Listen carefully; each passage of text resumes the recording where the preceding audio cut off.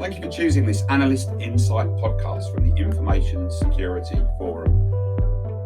In today's podcast, we're going to talk about threat intelligence, a topic that we last touched on back in 2017.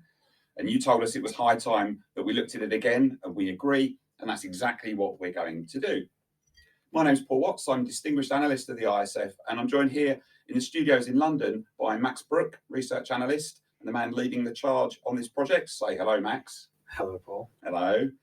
Mark Ward, who is our Senior Research Analyst and former BBC journalist. Hello, Paul. And on the line, we also have Gareth Hacken, who is our Principal Analyst, our Standards Guru. And Gareth, I think your military background, as we'll no doubt discuss shortly, hugely relevant to this topic. It's great to have you with us. I think this is the first time I've done a podcast with you. Yeah, it is, Paul. Yeah, it's good to be here. It's an interesting topic, and it's one I'm sure we'll dive into in some detail. Great. Well, gents, you're very welcome, and thank you for taking the time out. So without further ado, let's move on to Threat Intelligence, the podcast, which is very dramatic, but that's what someone put in my calendar. So we'll go from that. So let me just set the scene a little bit. If I go back a few years ago when I was still out in the field, it kind of felt to me like threat intelligence was very much a luxury item for most organisations, very expensive, or it was there to answer a specific question, or it was there in response to something that may have happened to the organisation in the past. And mostly it was very decoupled, very insular standalone team that wasn't really part of the security operation as such. If you think about where we are now, think about the last couple of years, well, where are we? We've got an increasingly large digital economy. We have a threat landscape that changes about as regularly as the wind changes direction. And the time between a threat surfacing and a threat becoming a reality is shortening dramatically so. So maybe threat intelligence has come of age, and I'd like to talk about that a little bit more. And I guess, Max, this is what's driving us to revisit the topic. So I was wondering whether you'd give us a little bit of detail and insight into, why the members have asked us to think about and revisit this. Give us a bit of a retrospective on the previous paper and where we think we want to take that to the next level. And we'd love to hear about, your journey so far in terms of putting the research together. Sure. Kind of as you mentioned, we have a back catalogue of many reports over, all the years ISF has been researching different areas. And threat intelligence came up because I think in the last 5 or so years since the original report was released in 2017, that it's kind of changed from that vanity project sort of commodity to actually something which is slightly more grounded. But the original report reflected that. It took a more academic, theoretical view of intelligence, the history, the cycle, and all those kind of aspects of it. But I think the questions the members are asking now is a bit more about, how do I actually implement this? How do I build or manage my team? What do I need to consider? And looking for that more kind of practical advice and side to it. So that's what we're trying to keep at the core, what intelligence is, because I think that's important, but trying to ground it a little bit more and tie it down to something a bit more tangible for members. So the members really just starting to recognise that there's a value here, but not really knowing how to go about it, and probably trying to avoid the idea of just going and buying something off the shelf and then thinking, well, what do I do with that, right? Yeah, I think one of the main challenges that was kind of arose in the first report and is still around now is, what is threat intelligence? What is intelligence? It's very loosely defined, and we're just trying to clarify that a little bit more and kind of focus on what it isn't as well. So when, as it's kind of bubbling back up again and becoming a buzzword, as some might say, just trying to actually outline its values and what it can actually be used for, but what it also can't be. Do you think that's the stigma that it's had in the past? And I, Mark, and Gareth, you may have a view on this as well, where threat intelligence was maybe last week zero trust, where it was a bit of a buzzword and it was glamorized, and people were trying to clamor over themselves to make some sense of it or buy it anyway to be one step in front. Is it something that's finally reached the maturity, perhaps? I'm not sure it's maturity as such as desperation, really. I think because certainly in the early days when I was a sort of cub reporter writing about viruses and threats, then the good moment was when you identified the hacker, or the malicious hacker behind the virus. I mean, there's some quite famous ones: Sven Jashin, who did Sasa, David L. Smith, Word Macros, and then Chris Bile, who did Pathogen and Queeg, which Red Dwarf fans will recognise. And then it got much nastier because it got organised. So it's organised crime got involved. So I think threat intelligence is the only way you survive, because you have to work out which threats are going to trouble you, because those ones way back when, they're a nuisance, really. wasn't quite a gentlemanly trade, but they did it because they wanted to get their name out one way or another, rightly or wrongly, probably wrongly, in those cases. So I think now they need to understand this because it can help them. It will make a difference to how they secure their organisation. And I guess we've got a bit of a sprawl now as well, right? I mean, in the good old days, it was simple. You had a data center, you had a server in the data center, you had someone sat at a desk. You kind of knew the limits of what you needed to worry about. Nowadays, we've got cloud infrastructure, we've got Internet of Things, we've got convergence of information and operational technology assets. And I think that probably makes an incredibly challenging to understand exactly where the next threat's going to come from.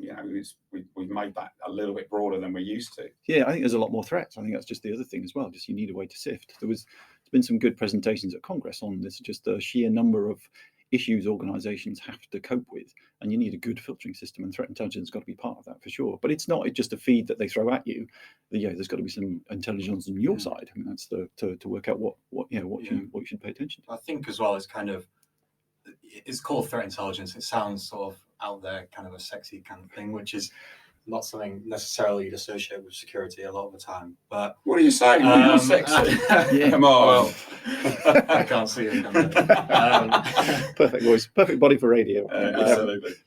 But no, that it's kind of the barriers are being broken down a little bit. You see in the media now, there's a lot more public discourse and understanding about what are these threats and what this intelligence is actually trying to do. It's not just a platform or a feed coming in. It's understanding that this is actually about just clarifying decisions, and whether that be tactical, strategic, short-term, long-term, it's just about improving, and it's one piece of the puzzle. It's not a panacea or a crystal ball for future gazing and naval gazing, but it's useful. But I think it's certainly been, matured and just distilled down a bit, kind of. Well, just on the subject of that, Gareth, in the work that you and the team have been doing in terms of evolving our standards, evolving our risk management methodologies, are you finding that bigger attack surface and that bigger threat landscape has caused you to adapt our work in a slightly different way than maybe 10 years ago? Yeah, I think there's a couple of things. The first one, I think it suffers from a bad reputation generally, in just the word intelligence. And I think you can probably trace that back to the Iraq War. There was such a massive kind of, possibly rightly so in some respects, there was such a media storm around the intelligence failures.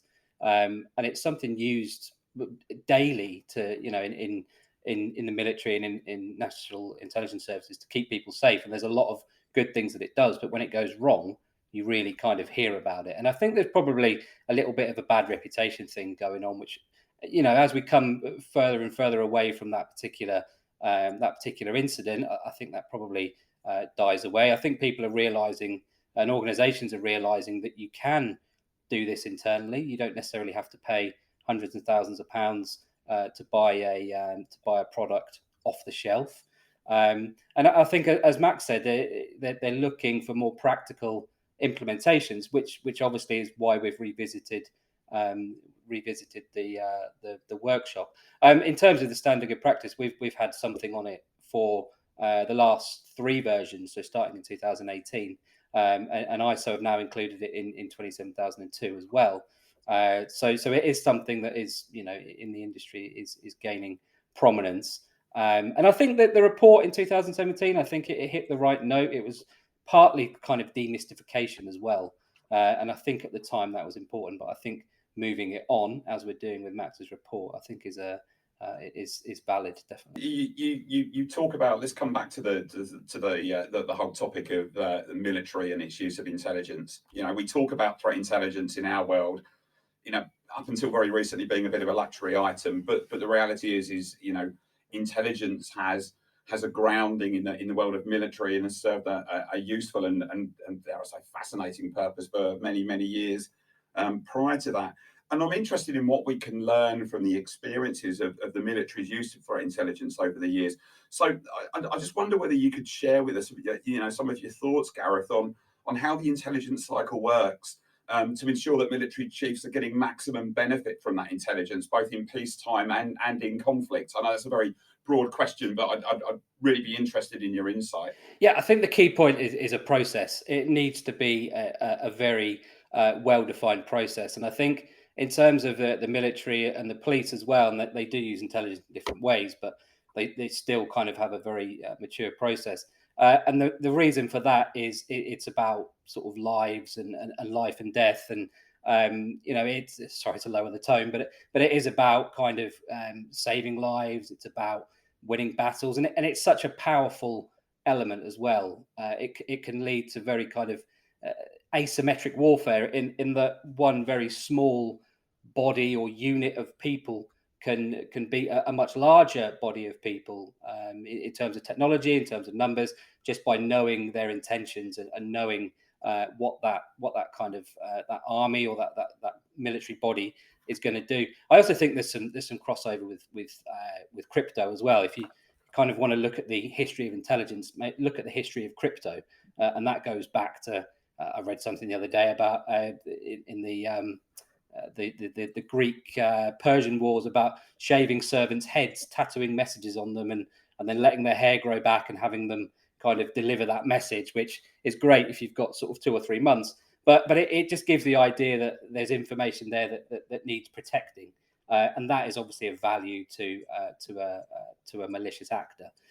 So I think the other thing that there is a difference. I think in the military and the police, there's a much more of an emphasis on human intelligence, which in a commercial world isn't really as a kind of a thing. I appreciate, you get kind of industrial espionage and things like that, but there is more emphasis on that kind of that human element. But yeah, I mean, it's fantastically important, certainly in terms of national intelligence services, military intelligence, police intelligence. And the biggest example is probably the Enigma machine. I mean, arguably that won World War II for the Allied forces. So, yeah, you can see that as a massive intelligence win in that particular war. So, yeah, incredibly important. I think it just goes back to having that mature process, that cycle, and that's something we pulled out in the 2017 report.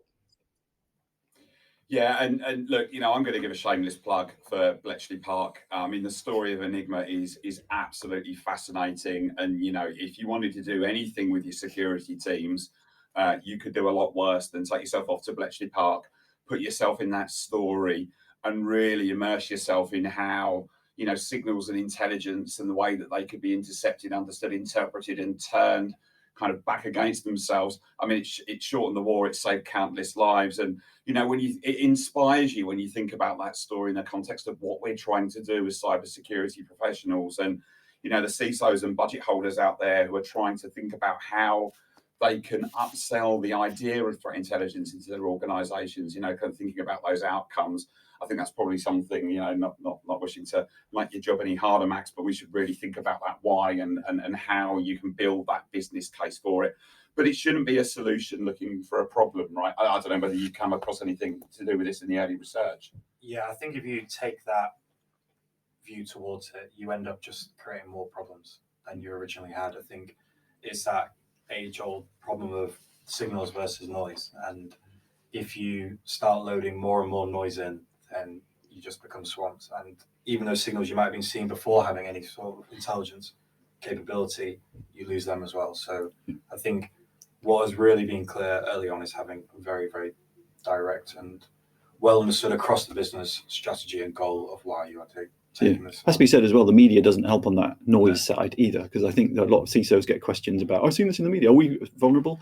And suddenly you've got an issue to solve. But if you've got that good threat intelligence, what's going to affect you can say no quite quickly and stamp on that particular request. There was a really interesting company I spent quite a bit of time talking to just before I stopped being a BBC tech reporter, called Grey Noise, which was trying to get at all those threats that are just swirling around the internet and that kind of background noise of nastiness. And those, if you didn't know that they were always there for everybody, the static in the pipe kind of thing, then you would start reacting to those, but you don't need to. You can quite easily tune those out. So I think, it's important to focus in on the things that are really going to cause you problems. Yeah.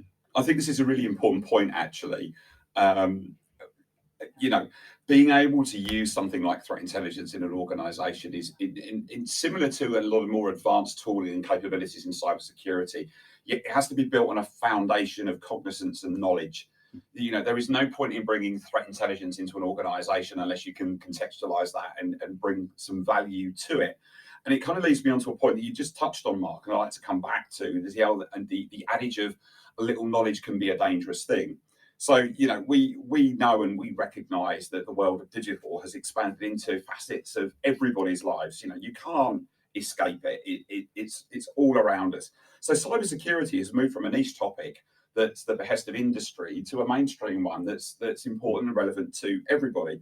And it affects everyone whether they like it or not. And, you know, as you said earlier, it can be a little bit sexy sometimes, it can be a little bit scary to the untrained and uneducated and uninformed. And therefore, it's something that can be sensationalized. It's something that can sell stories. It can sell newspapers.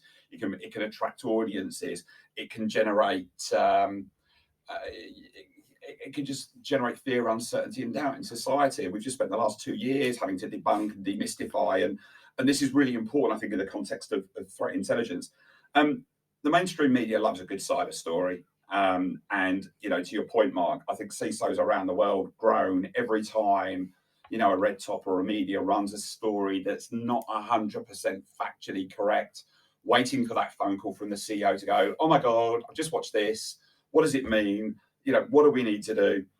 So, Mark, I'm giving you the dubious task of defending media now, but all joking aside, you know, what part does the media have to play here? And have we seen exploitation of threat intelligence, or those streams of data and noise by PR teams in security vendors and end user corporations? And additionally, you know, how does the media help or hinder the cause when we're trying as a society to separate fact from friction and drive the right responses? There's a lot there to unpack, I'm afraid. Yeah, thanks for that. Welcome. So I think with the media, there's a lot of misunderstanding out there, and it has to be said that often stories are written because the headline is thought of first, and then they fit the facts around that. And I think there is a lot of misrepresentation because people don't know. And I think you can, as a journalist, you can get away with hiding the details if it makes a good story. And I'm sure I'm absolutely positive that happens. But I think as well that my experience was that there was a lot of tech companies who used information about threats to make themselves look good. There was definitely a PR arm of a lot of security companies who were interested in telling you about the latest, greatest threat that as they saw it. And the job was to poke through that and see if actually there was anything behind it. And often there wasn't. And as well, we did get targeted by a lot of hacker groups who were trying to use us as a way to recruit. So they'd claim responsibility for an attack and say, see how dangerous we are, see look what we did. And it was obviously they didn't. But all they wanted to do was then say, look, we got quoted by the BBC or whoever, or CNN, and then they could charge more for their services or just, you know, stand higher in that, you know, rather grubby pool of malicious hackers. So yeah, I think it's got a bit better because there is a bit more information out there, and there are some tech journalists who do a good job. But yeah, I think it's an unfortunate day when a CISO gets that call from the CEO saying, I saw this on the 6 o'clock news, or saw this on wherever, and, you know, tell me we're safe from that, and you have to do it again. I don't know that's necessarily going to change because it's just the world we live in, unfortunately, and you know, the news cycles are pretty short these days. So I guess when it comes to making the judgment call as to when the time is right for threat intelligence to become a part of your cybersecurity posture, dare I call it that, there's influences that maybe force the issue. And I just wanted to maybe come back to something that Gareth said a little bit earlier on. Let me frame this in the right way. So there's not often time goes by in our industry when we're having to deal with a new fad: zero trust, SASE, CASB, cloud. You know, and it's hard to separate the fad and the fashionista from the relevance and the need to apply new technologies, new customs and practices. So, you know, on the basis that we've come to the conclusion that we believe that threat intelligence is coming of age, and Max's research is going to dive into that in a little bit more detail in terms of, you know, what are the prerequisites, when the time is right, how should you go about it, and that's all great. We've also got some regulatory catalysts in the mix. So Gareth, just turning back to yourself. So we've seen the addition of threat intelligence controls coming into the 2022 release of ISO 27002. So that means that, you know, if we go on previous experiences, we've got about 2 years before they're enforceable through 27001 Annex A. And I guess that the real risk, therefore, is that organisations who are maybe, dare I say, prioritising compliance over doing the right thing to drive maturity are going to reach into the marketplace and buy threat intelligence as a service, as a commodity, just because they want to tick the regulatory box. Now, I have a personal opinion on that. I think that's a daft and ridiculous idea, especially when you go back to what you were saying, Mark, a little bit earlier on, in that a little knowledge is a dangerous thing. So bringing threat intelligence into your organization without the capacity to understand and interpret it, that actually creates a problem for CISOs. Okay, so Gareth, in terms of your thoughts on this in the context of regulation, I'd be interested in your views in terms of how organizations need to recognize that this is coming into management systems now. It's been in the SOGP for a while, as you said, but when's the right time, or are we about to see another case of the tail wagging the dog? Yeah, it's a good point. So, like you said, normally it's kind of 2 to 3 years. I don't know what ISO's current stance on this is. I've heard 3 years, but yeah, I think 2 to 3 years is a good kind of estimate. But it will be in Annex A, and that will be it. It's kind of at the minute you can use either 2013 or 2022. So yeah, it will be hitting in the next couple of years. Yeah, I think we'll probably see a bit like GDPR, whereas we got closer to the was it May 18th? I can't remember the exact date, but as we got closer to that date, people got more and more kind of concerned and started kind of grasping at straws a little bit. Yeah, there probably will be an increase in vendors selling threat intelligence. Maybe people just kind of grasping at any kind of function, or I mean, the wording in ISO is quite loose. It's kind of it basically says that you should be analyzing information to produce threat intelligence. So I suppose you can look at that in a couple of different ways. You can either outsource that, or you can get something going internally. I do think there's a lot to be said for open source intelligence. I do think there's a lot to be said for building your own that kind of builds along with you. Like you say, if you haven't got the capability to use this intelligence, then you are potentially creating more problems. So it does have to be kind of, it does have to be in relation to your current maturity, I think. And it comes down as well to a kind of data, and there's a few, looking at the quantitative risk stuff, data collection, how are you positioned at the minute to actually collect data, and then the next step is obviously analyzing that data. There's no point collecting reams and reams of data if you can't do anything with it. And I think it's the same with threat intelligence. There's no point going out and buying hundreds of thousands of pounds worth of product if you can't actually do anything with it. So yeah, it is an interesting point. It'd be interesting to see what happens over the next couple of years as it does seep through into Annex A and becomes part of the ISMS, and then obviously there needs to be some kind of evidence shown that you are in compliance. Yeah, so it's an interesting one, and it'll be interesting to see what happens. Like I said, I do think there is and hopefully we can touch on it a bit later, but I do think there's a lot to be said for open source intelligence, and I think that's starting to come of age as well, mainly down to the internet. And I think you can actually map the emergence of intelligence in the ways it's collected. So you start with human intelligence for the last 2,000 odd years. You come to the sort of 20th century, you start to see signal intelligence. Then you see the internet and you start to see open source intelligence. As technology gets better and changes, you start to see different types of intelligence. And that opens it up to other people that perhaps before didn't have access to that kind of information. It's an interesting topic, open source intelligence, and Mark and I talked about the challenge of trust in a rapidly expanding lake of data and information in Threat Horizon 2024, which is available in all good ISF Live portals, and you should download it and read it. Absolutely. But all that aside, do you worry at all, Gareth, about signal to noise and signal integrity in open source intelligence? I mean, there's rapidly expanding sources of that. I've heard of organisations that are even tapping into social media feeds and pulling all that into Elastic search engines and trying to extrapolate data from that.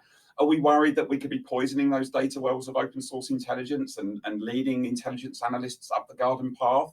Are they dangers? And Max, is this something that maybe, is a consideration in the research? What are people's views on that? Throw that open to everybody. Yeah, I think there's a lot in there that's correct. I think there's so much stuff out there in terms of open source that you could drive yourself a little bit crazy in terms of what you collect, what you trust, how you process it. Again, I think having worked in a police environment as well, there's a lot of good stuff done with open source intelligence in the law enforcement community, certainly in terms of cybercrime investigation. And social media plays a large part of that.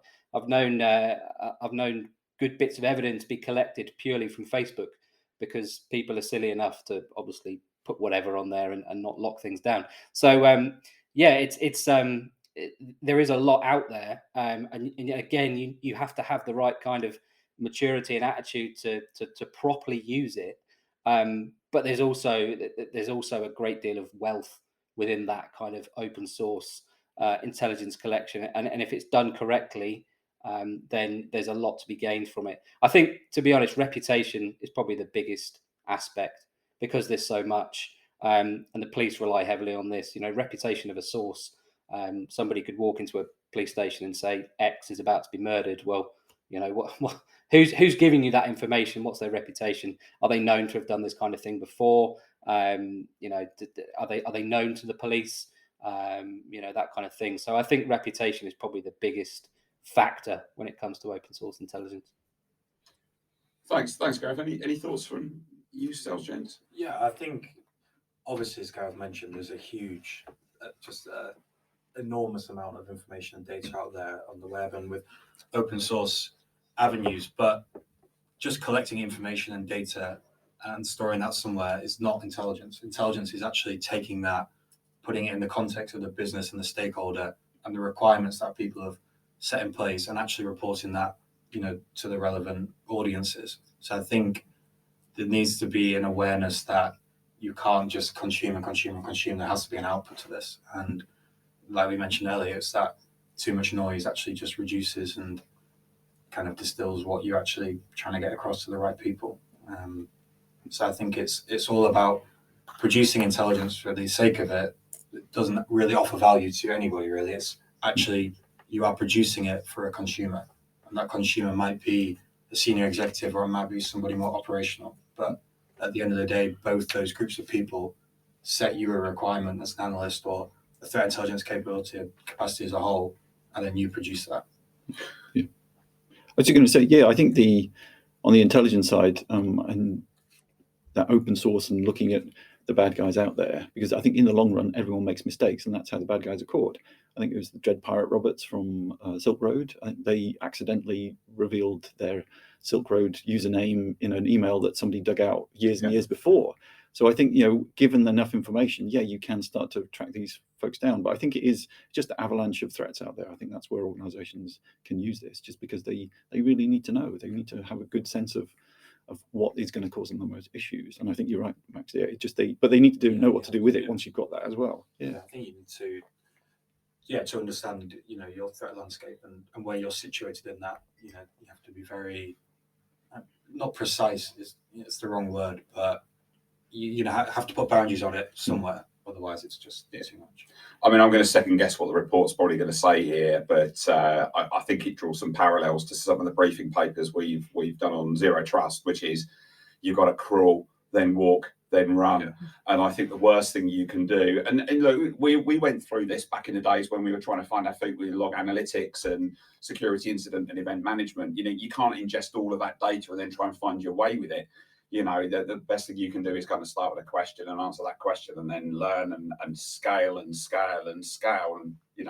but I think getting that balance back is going to be a very important consideration for organizations that are going to take themselves on that threat intelligence journey.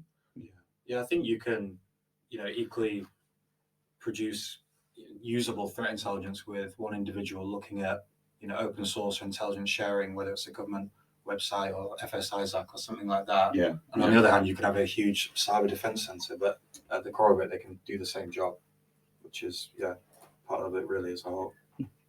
So I'm really looking forward to reading this research, and I'm sure our members are as well. This is definitely a topic that's going to run and run and run, I'm sure we'll be having more conversations about some aspects of threat intelligence as we land the report. So best of luck with the research, Max. And as we move towards wrapping this particular conversation up, I just wonder whether we should just spend a little moment thinking about the future. Let's go all threat horizon for a minute, shall we? We love doing threat horizon stuff. Let's speculate on where we think this is going. How do we think the threat intelligence market's going to evolve? And let me give you an idea, a thought that's running through my head. We talk about cyber war, and we talk about things like artificial intelligence and machine learning. We worry about things like quantum computing when that compute power is available potentially to threat actors, blended with things like artificial intelligence, and that actually becomes an unassailable adversary. How are we going to deal with that? Are we going to fight AI with AI? How does threat intelligence play a part in that? Do you have any thoughts? And there's no wrong answer here, because we're futuristic. We're thinking about the future here. Crystal ball time. Yeah, I think certainly with looking at viruses out there, and you could definitely see how the bad guys reacted once antivirus got decent. And instead of them getting sneakier, they just spammed out more and more viruses, and that's I think has driven a lot of the threats nowadays. It's just they see that defenses do a decent job of filtering that, so they just pound you more and more with those threats. And I don't think that's going to change. And certainly machine learning, AI, is only going to make that worse, because once you get a decent learning system in place, then it can react and pound you with even more things. And as well, the nasty part of that is that they will not look like other things, because humans make things in a very particular way, and we're very good at spotting them, but machines don't. And I think that's going to be an interesting adaptation we'll see from the threat intelligence industry. How do they pick those kind of things out? Yeah, I think the core of it, AI will be useful in terms of the processing and the collection, but at the end of the day, intelligence remains at its core a human capital enterprise. That there has to be somebody there at the end of it. And I've spent a lot of time, sinking hours into the academic side of big data and analytics and how that improves or contributes to intelligence forecasting. And the answer was still, at the end of it, was people. So I think it's going to be interesting seeing how it develops and that relationship continues. But I don't think it ever becomes, a fully sort of computerized or, artificial intelligence driven capability.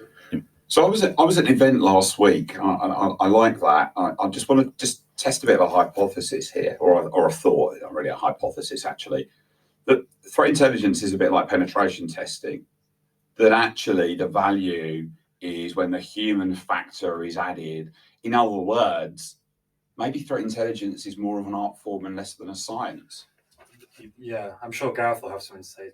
I was just going to say, I think you're spot on. I think it's knowledge, experience. That I don't think we're that close to Skynet, if I'm honest. I've been waiting for the last, 92? That film came out, and I don't think we're. It was. Yeah. I don't think we're a great deal closer. I think AI, like strong AI, real consciousness is still a way off. Until that point, there'll always be a place for experience, knowledge. The subtleties of the human condition, all those different kind of things. So I'm quite optimistic about that kind of stuff. I think people adapt. So criminals adapt, the police adapt to fight them. I think in terms of the usage of AI, and quantum computing is another one.